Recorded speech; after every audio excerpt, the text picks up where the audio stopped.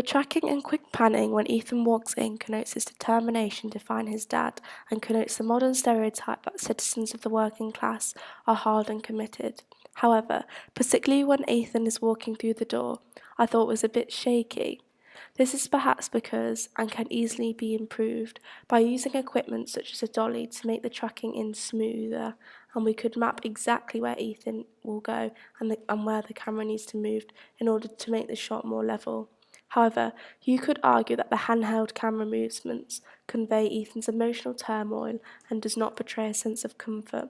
The panning at the end also seems quite jagged and pans back slightly, which is not smooth either and needs to be much more controlled.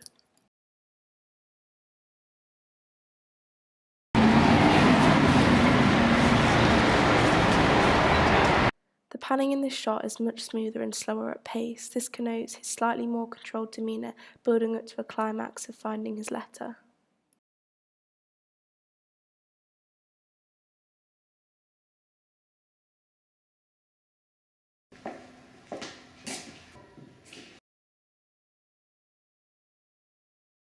Both our responsibilities. We never wanted him in the first place. It was all about the money, it was not. Oh, Christ. The tracking is less shaky in reflux as we know exactly where our characters were going to move and there was a smooth surface underneath. We always used appropriate equipment such as a dolly, which therefore reflects the verisimilitude of not only our production but of the social realism genre as well. However, it definitely could have improved as it was still slightly shaky and we needed to keep the camera in focus.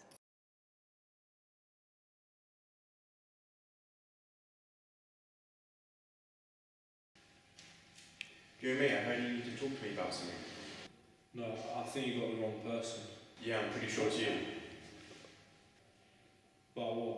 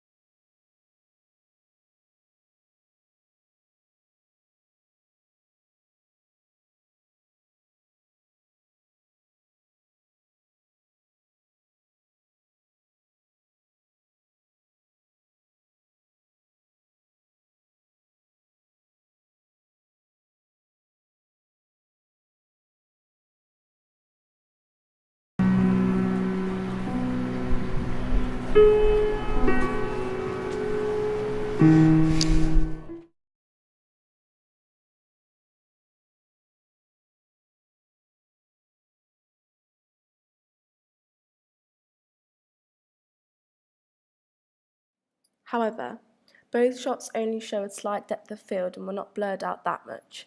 This is definitely a technical skill that I could improve at A2 level, as I don't have that much experience in camera skills, which could easily show technical mistakes like depth of field.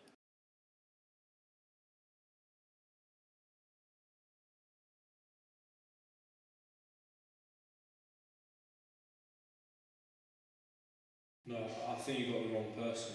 Yeah, I'm pretty sure it's you. But what? About your dad or something. No, definitely the wrong person. Oi, come back here.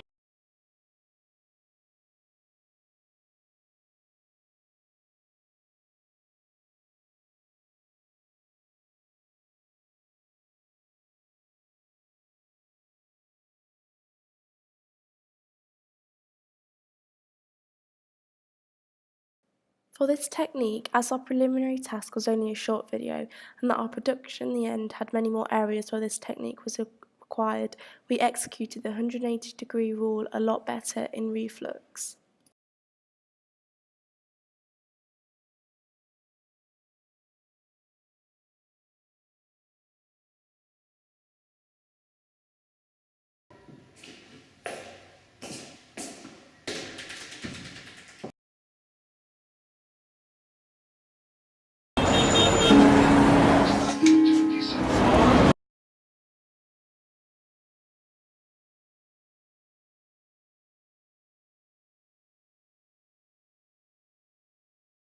So, over the course of research and planning and production, and also technical lessons, what have I learned about framing of shot?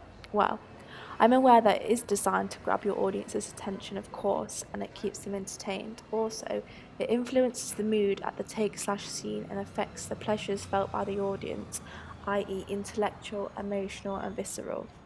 For example, the narrative of our production vividly shows Ethan's rejection from his father due to the flashback. The medium shot in the flashback, when the father grabs an empty beer can, connotes his focus and reliance on alcohol, rejecting any other means of help in his life, i.e., the comfort from Ethan. This therefore creates pathos for Ethan, as the audience are inclined to sympathise with him, giving them emotional pleasure of sadness. Rules to adhere to when filming or composing a shot include: rule of thirds. This is when it gives the cameraman a guideline and a basic idea of where to place the subject of the shot. The rule implies that the subject should fall in place where the lines intersect, i.e., such as the long shot of the businessman on the phone. His eyes and face are directly on the middle line of the rule of thirds to connote how he is surrounded by problems and stress due to his authoritative job.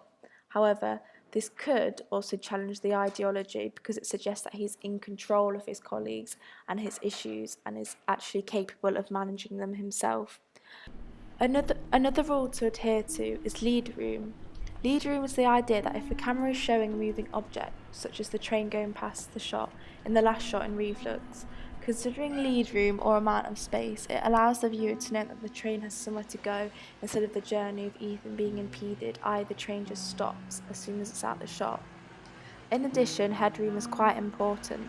Usually, by positioning the person's eyes on the top line of the rule of third line, it's usually an adequate amount of headroom, but depending what connotations you want to attach to the shot, you can change the headroom space accordingly. For example, the medium shot when Ethan sits down, his eyes fall on the top line to bring a focus to where he's looking, which is the businessman. This connotes how he longs to find success and hope like the businessman, achieving his ambitious goal of finding his dad. Another main aspect of the framing of shot is the background. Obviously, background should be relevant to the shot and what is going on. There must be nothing odd compared to the background, e.g. there mustn't be a lamppost directly in the middle of the shot, just something that doesn't really make it look odd. And also, the background shouldn't detract of what is in the take. So this has been a video comparing the skills in the preliminary task and also our final production. And also at the end here, I've shown you what I've learned about framing of shot. Hope you enjoyed.